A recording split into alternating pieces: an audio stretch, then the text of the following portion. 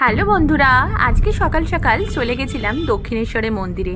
আর দক্ষিণেশ্বরের মন্দিরে যাওয়া মানেই তো জানো ঠাকুরকে মাকে দর্শন করা। আর তার সাথে আজকে আমরা পুজোও দিয়েছিলাম। আর কি ভিড় আজকে, তোমাদেরকে কি বলবো, এত ভিড়। আমি ঠিকমতো আজকে ব্লগটাও করতে পারিনি এত ভিড়ের কারণে। আর জানো লাইনটা সেই বালি ব্রিজের ওপর পর্যন্ত চলে গেছে, মানে বালি ব্রিজ থেকে লাইন দিতে হয়েছে তবে গিয়ে মায়ের পুজো দিতে পেরেছি।